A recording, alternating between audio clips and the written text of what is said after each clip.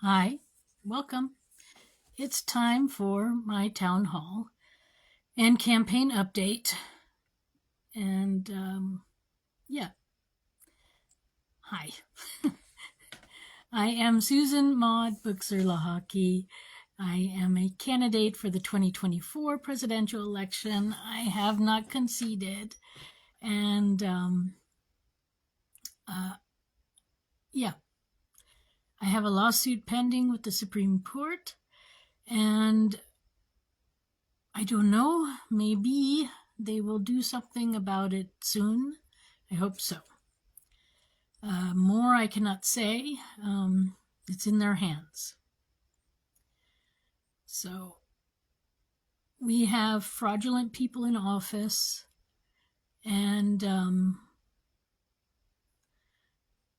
our past elections have been illegal, and we need to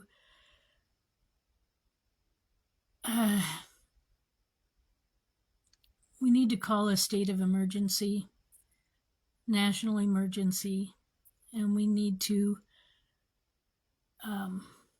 bring the criminals to justice, and we need to have a new election where citizens' votes actually get counted. So my vote was not counted, it was thrown out. And the states have no right to force U.S. citizens to do anything to have their vote counted. The U.S. citizen has the obligation, if they want to vote, that they need to vote. And I did that. I voted. But West Virginia, some group of people who are not elected whatsoever, decided my vote didn't count and they threw it out. And this is unacceptable. I had my passport, I had my driver's license, they knew I was a citizen, they knew where I lived, I was at the right place. I spent an hour voting and they threw it out. West Virginia, shame on you. Our past Secretary of State, shame on you. This is unacceptable. Absolutely unacceptable. And if it happened to me, it happened to others. I mean, I already talked to people, and I know that it happened to others. I know a lot of people didn't get a chance to vote because they moved or something, and the system, even though they registered or they didn't register, they were told they couldn't vote, or they voted, but then it was canceled, like me, and this is just outrageous. So, the Democrats and Republicans have been running our elections for the last 150 years, or technically from our founding, because they were just using different names back then. And our own George Washington, he warned us of the power of the parties and to be careful, and we got ourselves right into the problem. We have these two parties that are working together to keep everybody else out, and it's not working. It's not working. And, we have a lot of bad people in office, and we need to get them out. So the Supreme Court, I call on you to act on my lawsuit. You need to agree with me, and then we need to arrest the people who are guilty and hold them accountable, and then we need to have new elections. We need to include the people in the elections. We need to get everybody involved and have direct democracy. We no longer need House of Representatives people representing us because they're not. They don't even know what's in this bill that's being passed right now, and they're passing it. And so, this is just insanity. We're back to the beginning of our voices not being heard by our government. This is why we became the United States in the first place. We declared our independence because we were not being heard. Taxation without representation, that was the main problem.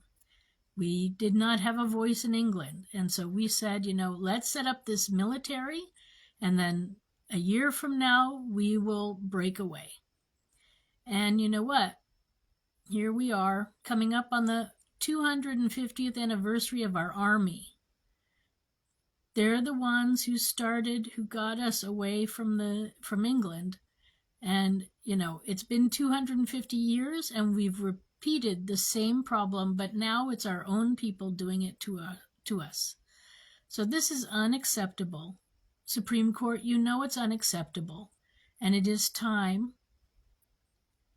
It is time to make a ruling on my lawsuit, and it is time to hold the people accountable for their illegal behavior, stealing the elections. Back in 2020, Donald Trump was saying how much fraud there was in the election system. And I'll tell you this, I've been watching closely. Nothing has changed. Nothing has changed. So, why is he not talking about fraud in the election system anymore? I don't know. But it's not a good sign, folks. So we have a big problem on our hands. We got a lot of illegal people in office, and we need to hold them accountable. So, Supreme Court, do your job. And that is my campaign update for me. Town hall wise, I don't know. Does anybody have any questions out there? I know right now, apparently there are fires going on in Canada. I didn't even hear about that, but a friend of mine in Switzerland heard of it and told me that they're expecting smoke from Canada there. So very interesting, I find. But anyway, for anyone involved with those fires, I hope you're doing okay. Stay safe and get out of the way of the fires. And in LA, it's pretty hectic. People are being unruly, and it's one thing to protest peacefully, and then there's another thing to cause damage to public property.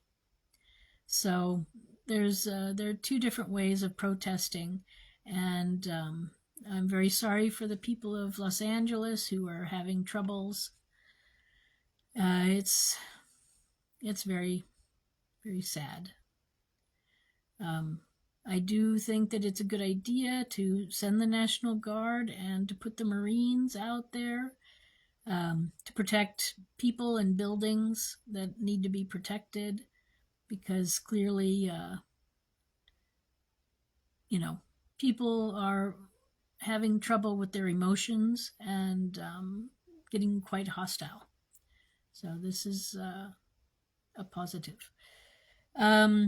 What I will say is, with the immigration, I am actually probably siding with Donald Trump, although I don't know 100% if I do.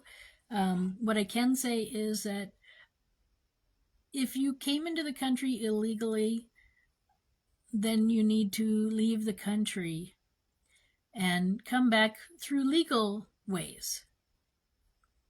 Absolutely. You are welcome back. If you are a citizen who's been here, well, not a citizen, but if you are a legal person who's got a job here and who's, living life here and everything and being a good citizen, a good person, then we do want you back. But you do need to leave the country and come back through the proper channels. So what I would do is send out everybody, but the ones who are contributing to our society in a good way, they will get a special ticket where they can come back quicker than the other ones. But we need to get the border under control, and it has not been under control at all ever.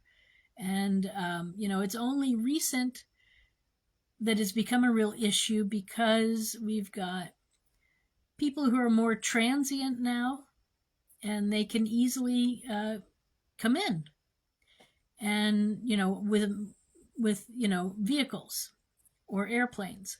And it wasn't like this 20, 30, 40 years ago. So it's a different world today, and we do have to take it seriously. And I also know that there are criminals coming across. So, it's not wrong what we've been hearing, and these people should not be allowed to stay either. They need to go back to at least Mexico, because that's usually where they came in from, and then they need to apply properly and come in properly, because we want people from other countries coming here. We are an immigrant country. So that part is 100%. But we want people coming in legally. And the other part of my platform on immigration is right now we only allow like 1 million people to come in every year legally. And this is too less. This is exactly where the problem is. We got so much room here. We can have a lot more people, and we need workers. So please send us your skilled labor, anyone who wants to come here. When I'm president, you can apply, and I'm going to increase the amount of legal aliens that can come in from different countries, because that's, diversity is wonderful. And, bringing different cultures here is great. That's what we want. We want to learn from each other. And, we're in the rest of the world, everything's pretty separate. But here in the US, we're really a mixed bunch of people coming together, sharing our life experiences. And that is what makes the US so special. And that is what the US needs. So I would immediately increase the amount of people that could come in from different countries, and then start letting people come in from different countries. What I will say is we have human rights here. So, if you're a human right violator, then you don't need to bother to apply. Because we're not looking for abusive people. We're looking for family people who want to start a new life or have an experience, but a good one. And that's my goal as someone in charge of a border, is to, because I notice we don't allow so many people in every year, and this is the biggest problem. We got tons of room in our country, and we don't have enough people living here. And the people living here are not having babies, so we got, we have some changes to make. So but if you come across illegally, you'll be sent back to whatever country you came through to. So if you came through Mexico into the US, you'll go back to Mexico. We're not going to send you back to Peru or China or wherever you came from. You'll go back to Mexico, and you'll have to live in Mexico. And if you came in from Canada, then you came in from Canada. If you came in from Cuba, then it's Cuba. So, just to let you know, we're not going to send you all the way back to your homeland. We're going to send you back to whatever was your last land before you arrived. And then, so this is my policy for the border. And I want to put a job board up at the borders, and people who are wanting to come and work in the US and maybe think of becoming citizens or moving here permanently, you can look at the board and see what kind of jobs are available, and then you can call the employer and see if you can work for them. And then you have a contact here, and you have a way of getting in and having financial security here. And so, yes, so, my border will look a lot different than what we have right now. But it's true, we don't have a country without a border. It's not really acceptable. And I think, although countries don't have to have borders, I mean, they have borders. All countries have borders. But I think we see that if we don't have borders, how easily people can be harassed and abused. So we do want limits and control over who and what comes into countries. And we want to certainly keep countries safe. And it would be wonderful if each country would embrace their own uniqueness and become more of themselves, so that when people go on vacation to different countries, they really have an experience there. And so this is my goal. And I don't know what the US experience is. We have different sections of experiences throughout our short history. So maybe that is the way eventually we will evolve into really a one sort of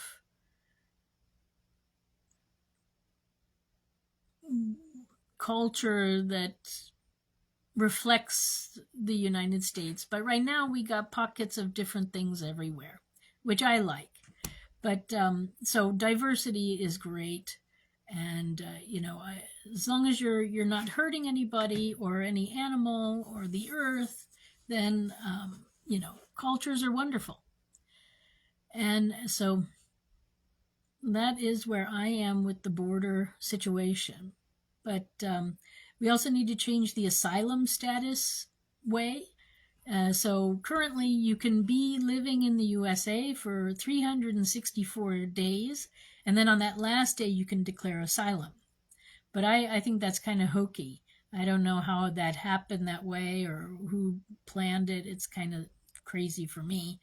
But I think what we need to do is on day one, when you come to the border and you say, I want to come into the country, you have to declare asylum right then and there.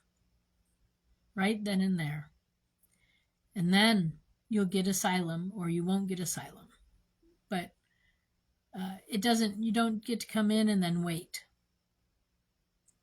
That doesn't work. So this is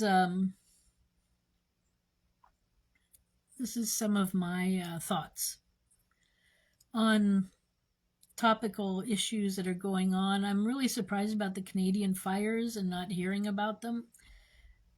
So that's kind of weird how we're not hearing about everything around us. On the other hand, the Elon Musk and Donald Trump friendship thing has been playing loud in the media. So I guess that's somehow more important than Canadian fires. I don't know. But yeah. So in West Virginia too, I read that our foster care system is really failing. We got lots of kids who need places to go, but nobody wants them. So, and then we also are one of the states that have like the strictest or the quickest, we're like the quickest ones to take kids away from their parents. So, my understanding is that the foster system is very brutal anyways. And that a lot of the people who are foster parents are not that great and abuse a lot of the children. I'm not going to say all, but, it is notorious for that. So why would you take a child away from their natural parents to give them to a different parent who's going to abuse them when, really they're better off with their natural parent? Unless the abuse is so terrible. And for me, if I had a job that was paying me a salary, I could think about being a foster parent. But I don't have a job that's paying me a salary currently. So I'm sorry about that. But hopefully things will change in the near future. We'll see. I don't know. So then, we need, ultimately, if we brought mothers home and we gave them a salary, we probably don't need foster care anymore, because the moms will be helping moms, and the grandmas nearby will be helping, and the community will be helping, and mothers will be able to spend 100% of their time on being parent and being a mother, and they'll have training about how to do it and give tips about how to do it, and they'll have a place in town where they can go and be with other parents too, other mothers, and have, experiences and feel comfortable. And this is what's missing. So, maybe the solution is not throwing more money at the foster care. Maybe we need to throw more money at the family life, at the mother, and give her training and benefits so that she can succeed at her job. Right now, we're asking mothers to be mothers part-time. We've told them no, they have to go get a job, and they have. But still, somebody has to pay the rent, and somebody has to take care of the kids. And sometimes it's really hard to do both. And I know from my own experience that I am personally somebody who gets lost in my work. And if I have to look after a child and work, it's just not going to happen, because, something's going to not work well. So it's best to have mothers home to provide the love and care that children need to grow and flourish. Childhood is only for, technically it's only for 18 years. Sometimes it lasts longer, as we know, if there's a handicap or disability. But for the most part, it's a 18-year experience. Really 20 years to get them out of the nest safely. And then kids, they're usually quite independent starting around 10, 11, 12. And so, full-time motherhood is really only until about then for each child. Then after that, then you can slow down a little bit, and your teenage child will they just need you there in case something happens, and for guidance, and just to, make sure that they're going to test the waters, they're going to test what rules are and everything. So you have to be there to be the guardian of the rules and make sure that they're following them. But more than that, you really don't have to look into. You can start when your kid is about 12, 13. You can probably start thinking about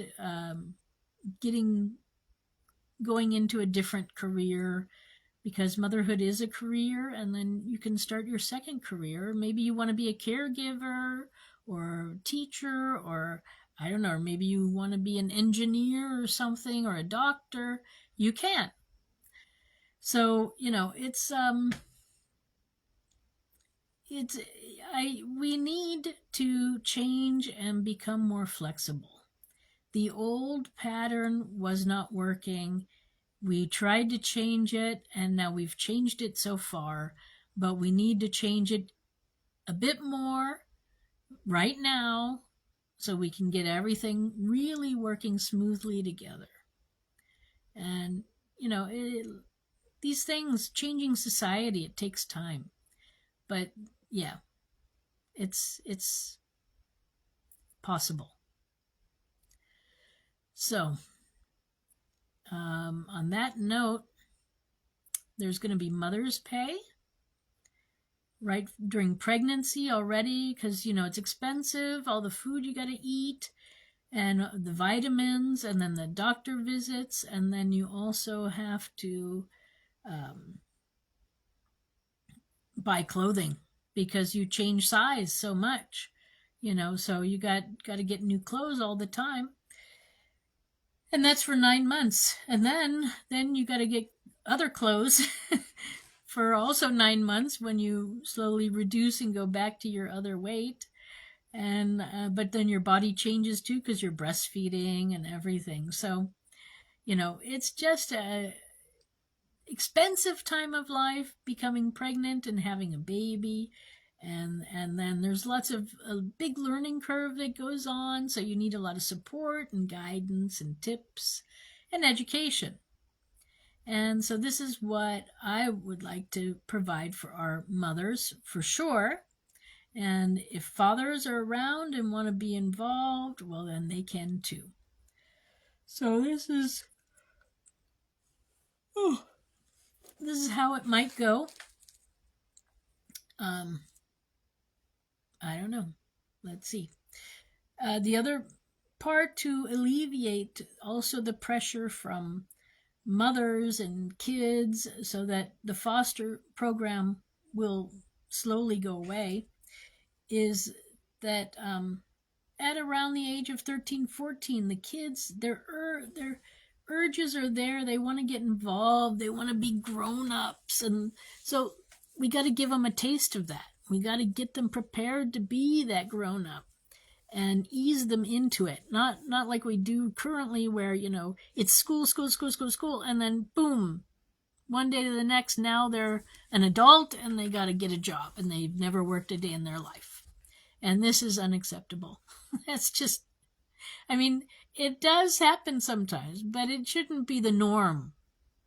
The norm should be kids slowly learn a trade over 3 years, and then they're ready to take on the challenges of life without the support of like school or a parent.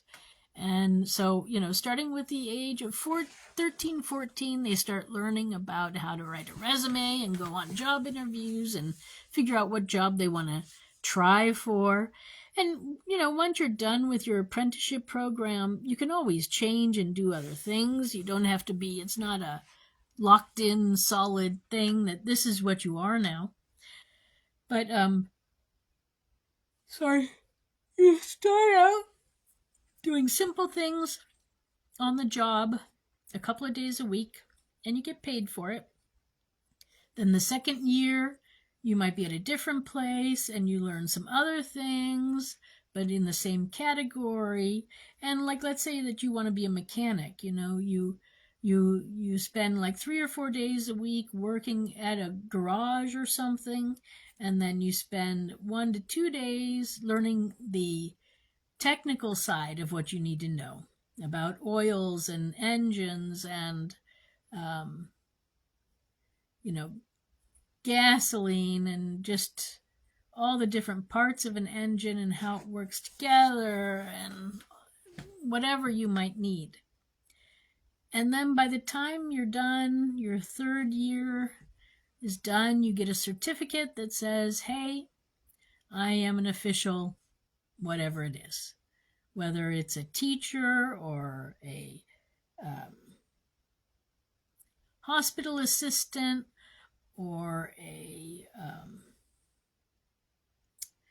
librarian assistant or a pharmaceutical assistant, or just so many things.